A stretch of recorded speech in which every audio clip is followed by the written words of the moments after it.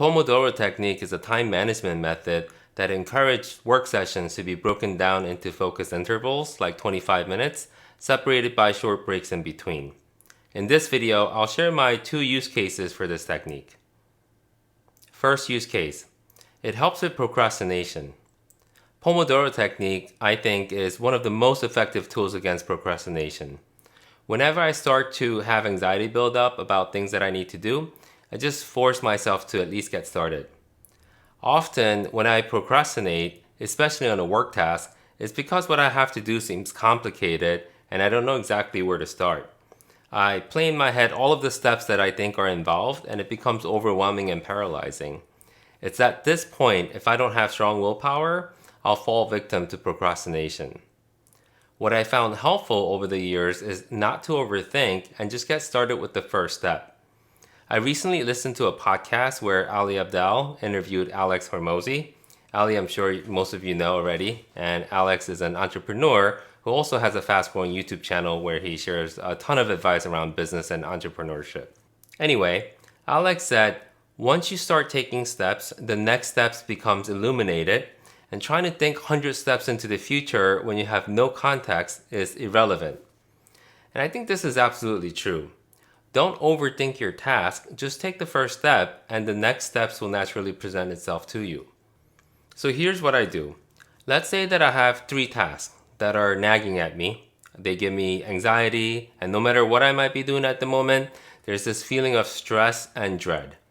I pick one of these tasks, set a timer for 10 minutes, and just try to start.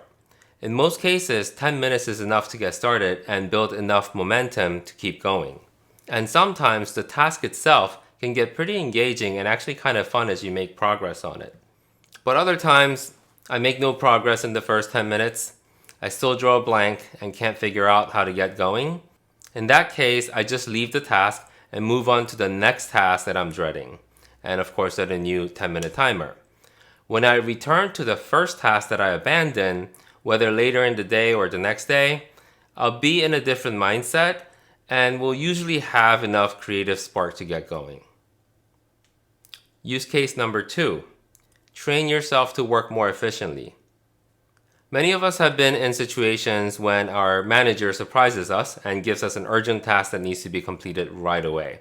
The 911 need to drop everything that I'm doing and get the report email to her in the next 15 minutes before she steps into that important meeting. You start sweating and get flustered, but you also get hyper-focused and end up working at speeds you thought was not possible. And I'm not recommending that we replicate this feeling of stress, but there's something that we can tap into here. As most of you probably know, Parkinson's law states that work expands to fill the time available for its completion.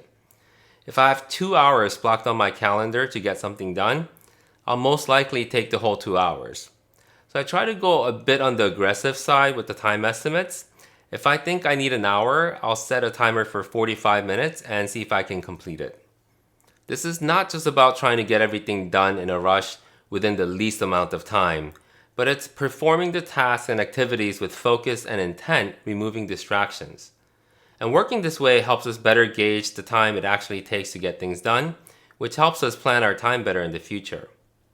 So there are many tools you can use for the Pomodoro technique. You can simply ask Siri, Alexa, or Google Assistant to start the timer. You can also go on to one of the many websites like this one for the timer. But my favorite way to use the Pomodoro timer is with this little gadget. A quick disclaimer that this timer was sent to me for free, but this is not a sponsored video. This is just a dead simple countdown timer. It does nothing else, which is the beauty of this device. The timer has 6 sides. Each side has a preset minute for countdown. And if I put down with the 30 minute facing up, the number flashes 3 times and it counts down from 30 minutes. If I flip it to 3 minutes, it counts down from there. I don't need to press any buttons to start, just putting it down will start the timer. You can also manually set the timer using the minutes and seconds buttons, and also control the alarm volume with the same buttons after the timer has started. Once the timer has fully counted down, the alarm will sound and all of the backlit displays will flash. So even if you have the alarm set to silent, you will still get a visual alert. This gadget has a helpful LED display with the countdown and a circle progress bar that shows you how much time is remaining in relation to the total time set. And it also has a really long standby. I charged this little thing a few days ago and it still has decent charge left on it. A few minor gripes about this gadget is that it's super lightweight and it feels kind of plasticky. I don't know how well it'll survive a drop. And the second thing that's kind of annoying is that unless your timer is set to either 3 minutes or 30 minutes, the LED display will be slanted. So you might have to tilt your head a little bit for a comfortable viewing angle. Otherwise, I love this little gadget and I've been using it for many of my deep work sessions, actually more than I thought I would, and I highly recommend it. If you are interested in picking this up, I put an affiliate link in the description below. This would be a good way for you to help support the channel. Anyways, that's it for today's video. Thanks for watching and see you in the next one.